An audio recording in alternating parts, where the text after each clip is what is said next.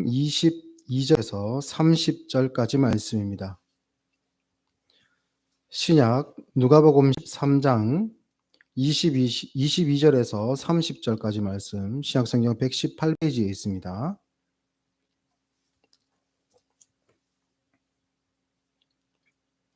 다 같이 하나님의 말씀을 받들어 읽겠습니다.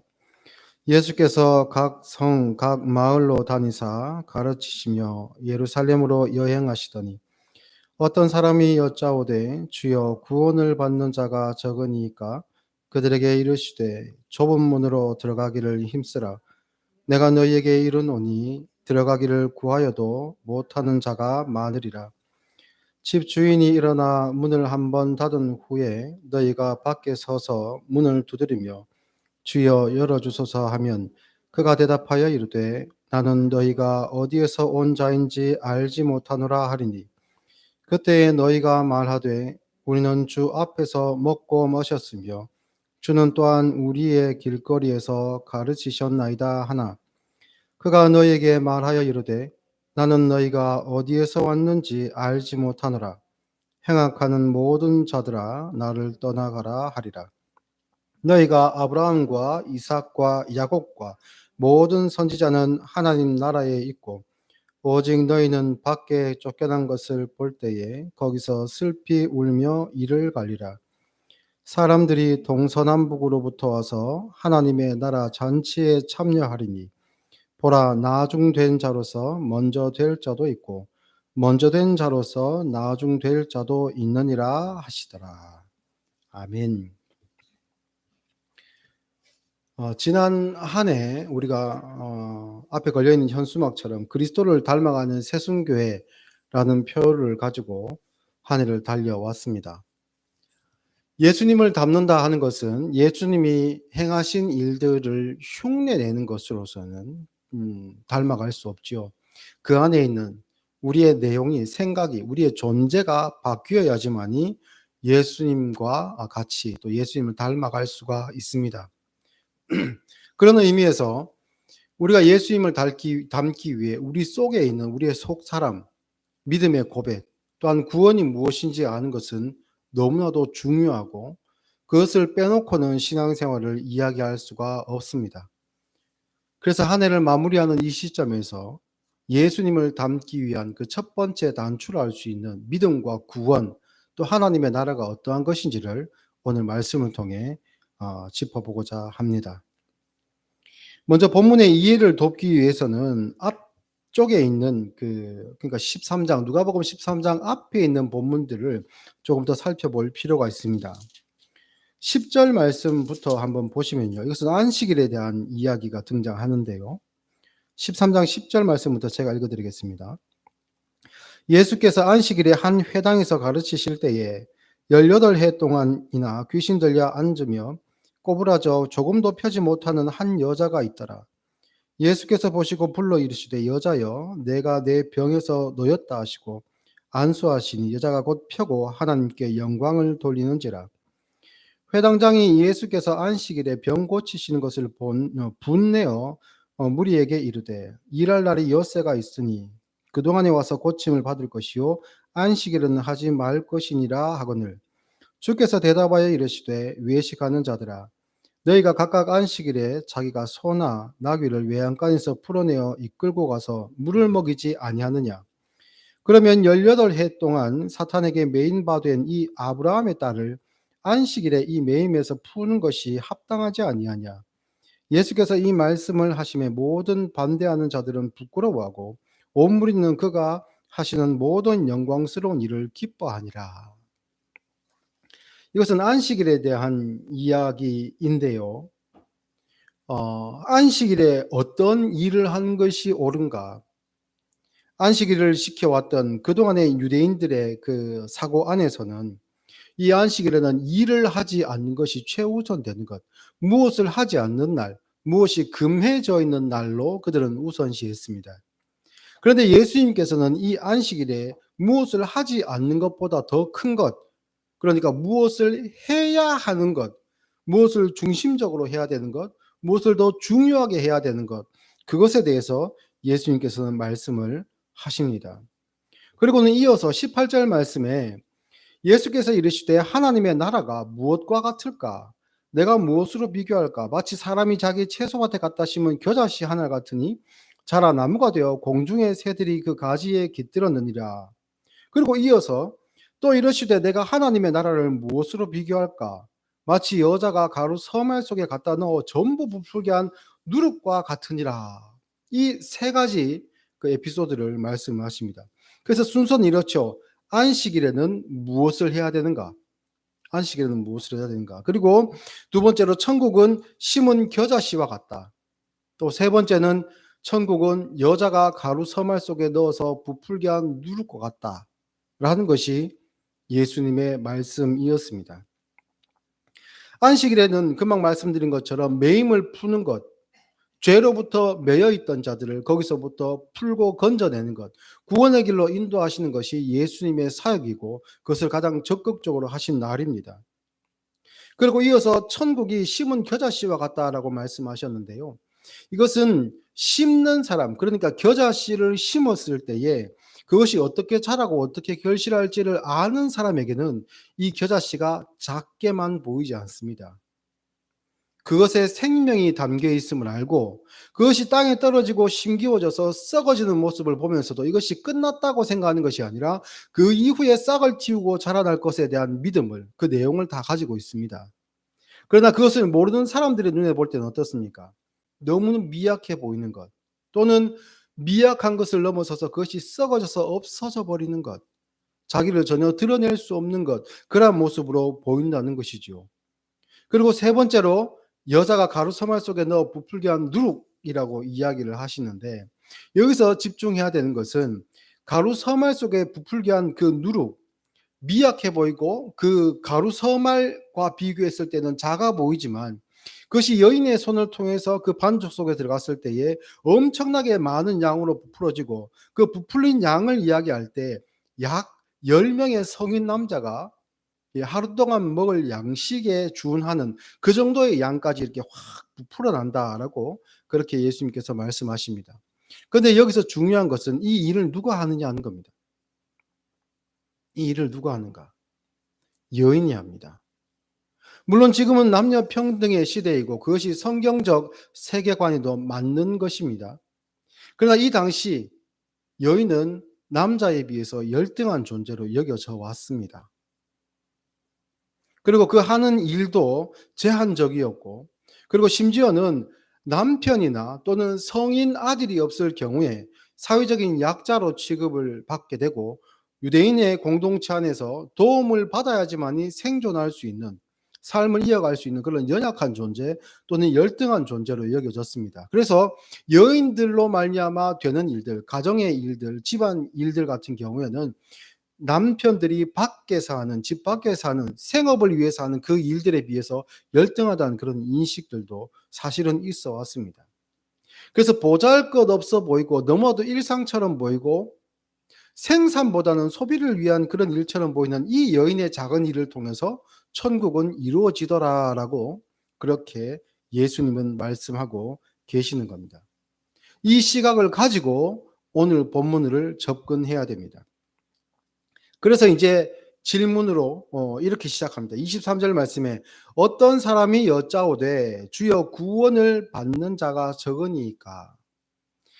이 구원받는 자가 적다라는 이 질문과 이 토론 주제는 당시에는 굉장히 논쟁거리가 있었던 주제였다고 합니다. 유대인들 사이에도 자기들만의 경전, 그러니까 지금 우리에게 전해진 이 구약 성경 말고 유대인들만이 소유하고 있었던 그 경전들에도 이런 내용들이 있었다고 하거든요. 그것에 대해서 예수님께서 이제 답으로 주시는 말씀입니다. 만약 이 질문에 대한 답, 이 질문을 한 사람이 예수님께 바랬던 답은 구원 얻는 사람이 적습니까? 라는 질문에 대해서 많다, 적다. 이렇게 이제 뭐 객관식으로 대답을 하시면 좋겠는데 예수님은 그렇게 안 하시죠.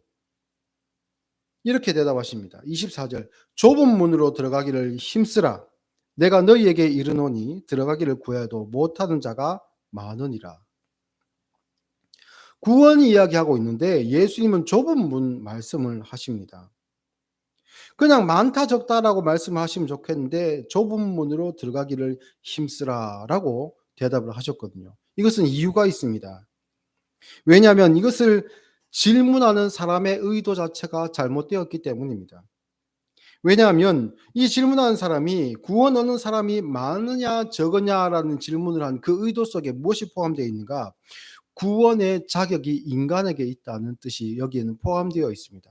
그러니까 어느 수준까지 신앙생활을 열심히 해야, 어느 수준까지 하나님 앞에 자신을 내어 드려야지 구원 얻을 수 있는 자격이 주어집니까? 그 기준이 어느 정도 되어야 됩니까? 그 질문이 이 가운데 내포되어 있습니다. 그러면 예수님께서 이전까지 하셨던 그 복음서에서 예수님께서 구원 얻는 자격에 대한 이야기를 하실 때, 물론 구원의 자격이 인간에게는 없지요. 그것을 말씀하실 때 예수님의 답변들을 보면 거기에는 한계가 없죠. 구원 얻을 수 있는 자격이, 하나님 앞에서 의롭다함을 얻을 사람이 아무도 없습니다. 우리가 아무리 노력해도 우리 중심으로 내가 자격을 갖추고자 하는 그러한 방법으로는 절대 하나님 앞에 의인이라 칭함받을 사람이 없다라고 예수님께서 말씀을 하셨습니다. 그런데도 불구하고 우리는 질문을 던지죠. 예수님, 하나님, 어느 정도까지 하면 구원 얻을 수 있습니까?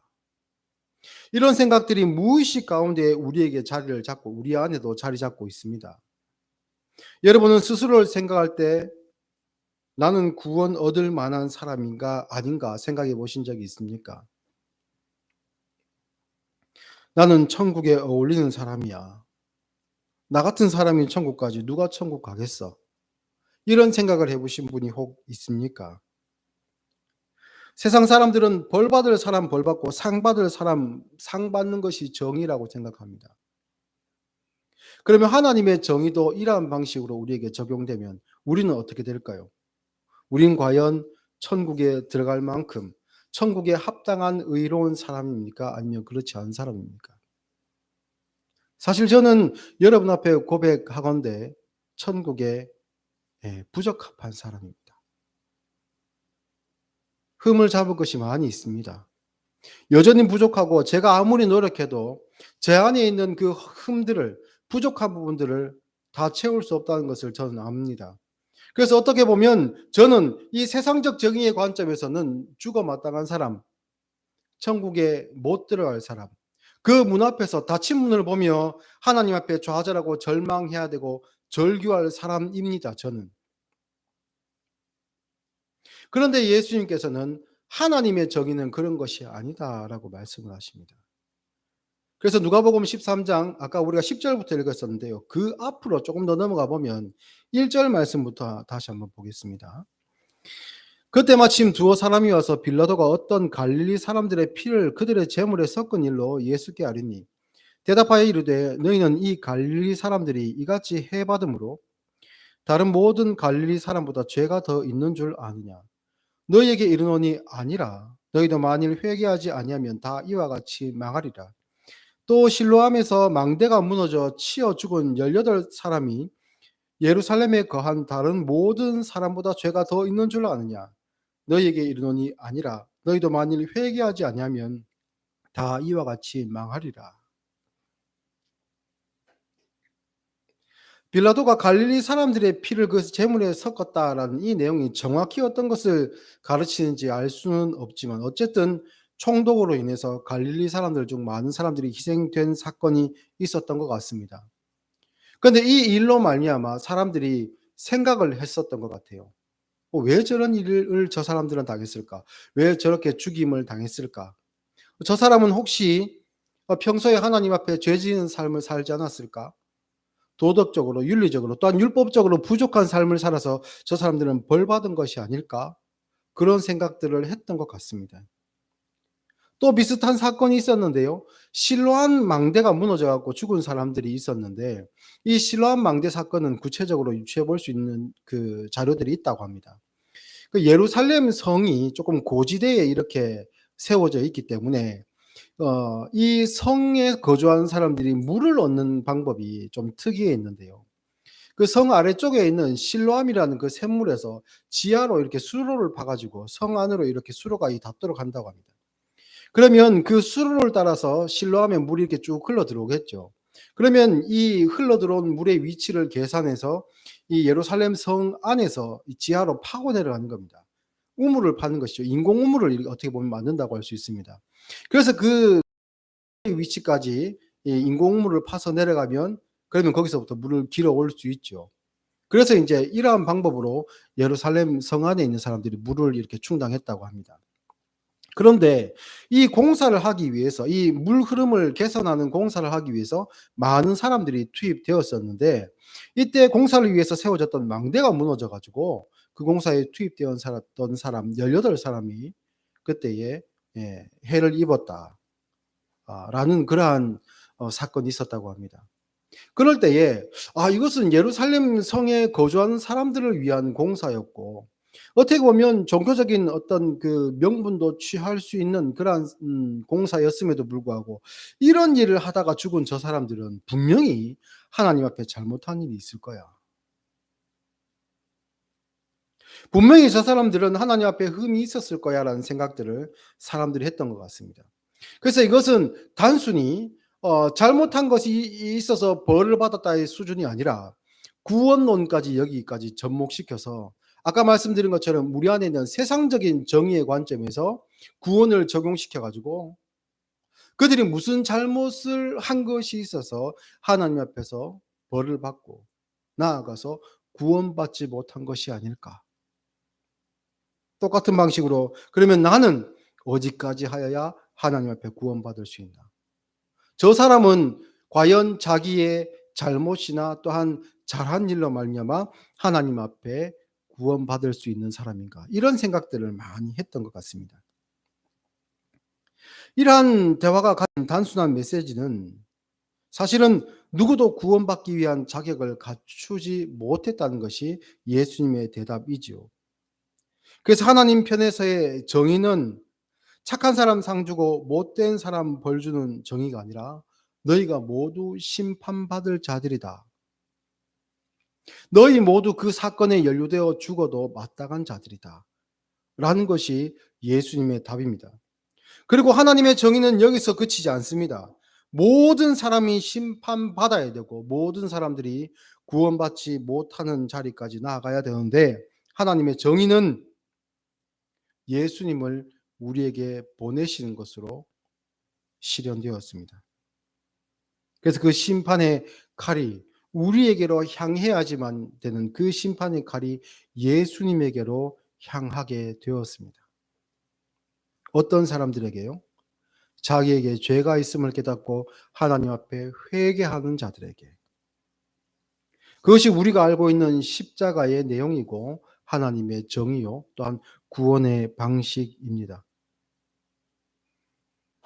13장 28절 말씀을 보니까 너희가 아브라함과 이삭과 야곱과 모든 선지자는 하나님 나라에 있고 오직 너희는 밖에 쫓겨난 것을 볼 때에 거기서 슬피 울며 이를 갈리라 라는 말씀이 있습니다.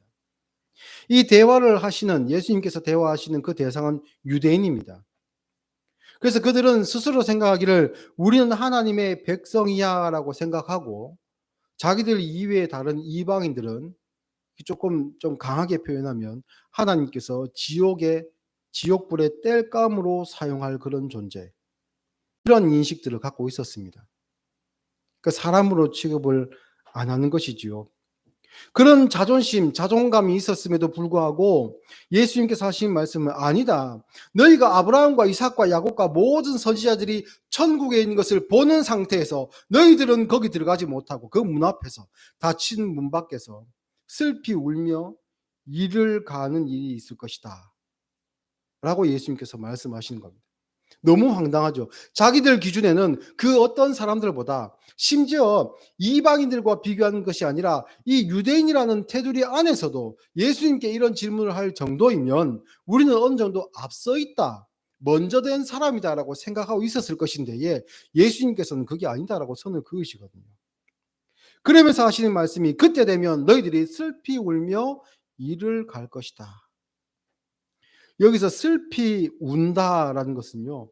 사람이 자기 감정을 통제할 수 없어 가지고 그 울음이 폭발하여 나오는 상태를 뜻합니다. 그리고 이를 간다라는 것은 슬픔과 조금 다른 계열의 감정인데 강한 분노의 감정을 뜻합니다. 그래서 이것을 통해서 우리가 유추해 볼 수 있는 것은 첫 번째는 자신의 처지를 깨닫게 된, 그러니까 회개하지 않음으로 구원받지 못한 백성이라는 사실을 종말의 때에 깨닫게 된 자의 그 슬픔을 이야기하고요. 그리고 두 번째는 내가 들어가지 못한 곳에 다른 사람, 심지어는 나보다도 못하다고 생각한 사람들이 들어가 있는 것을 발견한 자의 분노라고 할 수 있습니다. 그래서 29절 말씀 보니까 사람들이 동서남북으로부터 와서 하나님의 나라 잔치에 참여하리니라고 말씀합니다.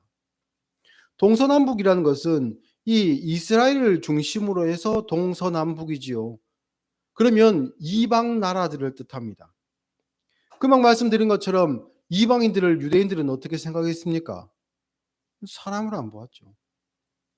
아브라함의 자손이 아니라고 생각하고, 반면에 자신들은 아브라함의 자손으로 태어났고, 그래서 자신들만이 하나님의 백성이라는 것을 믿었습니다.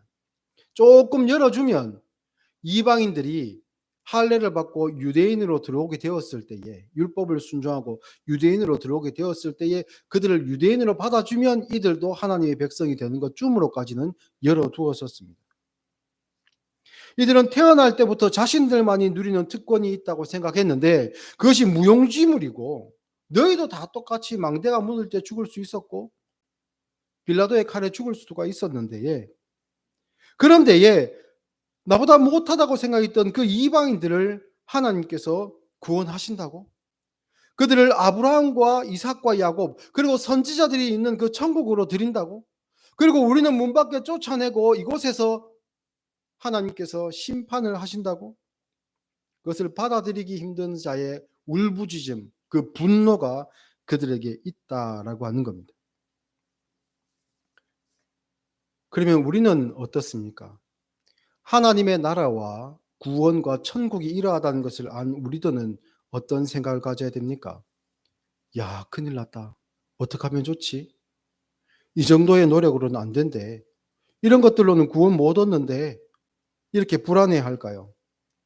아닙니다. 우리가 분노하거나 슬퍼하거나 걱정할 상황이 아닙니다. 우리는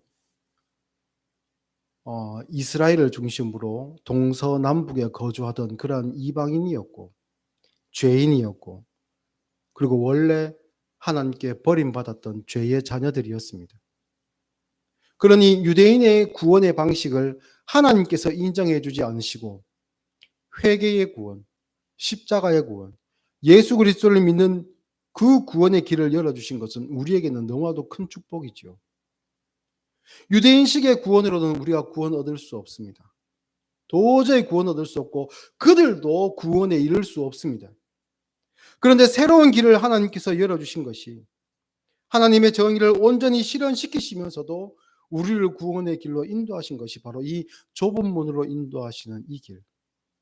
겉으로 볼 때는 좁아 보이기 때문에 미약해 보이고, 저곳으로 드나드는 사람들은 신분이 낮은 사람처럼 보이고, 겉으로 볼 때는 겨자씨처럼 보이고, 심지어는 그것이 땅에 떨어지고 사람들의 발에 밟히고 썩어지는 그런 모습들을 볼 때, 야, 저것은 끝났구나 라고 하는 구원의 방식인데, 그것을 통해 하나님은 우리를 살리시더라는 겁니다. 그게 천국입니다. 그게 구원입니다. 그게 예수님 안에서 누릴 수 있는 우리의 특권이 되는 겁니다. 그런데 안타깝게도 한국 교회를 구성하고 있는 많은 구성원들이, 스스로 신앙인이라고 생각하는 많은 사람들이 이 은혜를 잊어버리고 사는 것 같습니다. 1년 조금 넘은 벌써 이제 한 14개월 정도 되었죠. 그 전에 있었던 참사를 우리는 기억하고 있습니다. 너무나도 슬픈 날이었고 비통한 날이었고, 너무나도 어이없는 그 희생으로 인해서 많은 사람들이 침통해했던 날이 있었죠. 그래서는 안 되는데 그런 아픔 당한 사람들을 보면서 소수 신앙인이라고 하는 사람들 중에 몰지각하게 그 고통 중에 있는 사람들을 손가락질하고, 누가 거기 가라고 했나? 누가 거기 가라고 했나? 뭐 자기들이 그래 놀다가 그렇게 된 거 아니냐? 그 진상을 밝혀야 된다고 하는 그 가족들의 울부짖음도 외면하고 눈 감아 버리고 심지어는 '저 사람들 조금 불손한 사람들 아닌가.'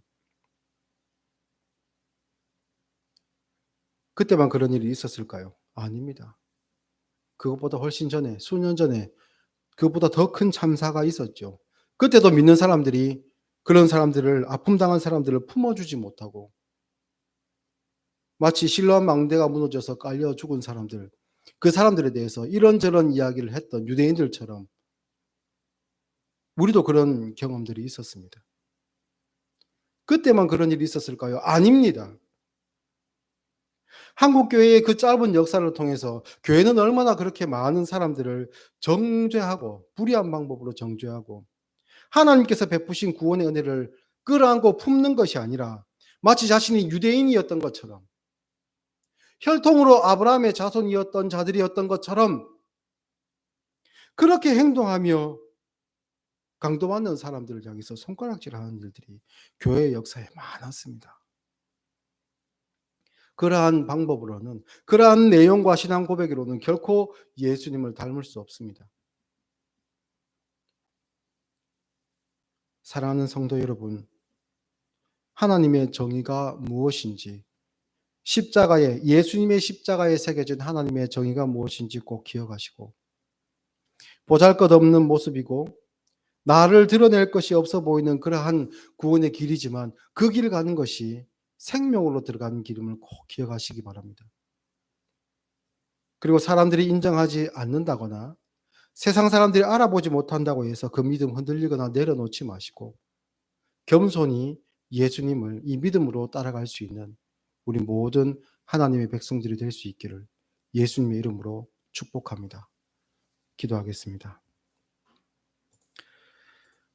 감사하신 하나님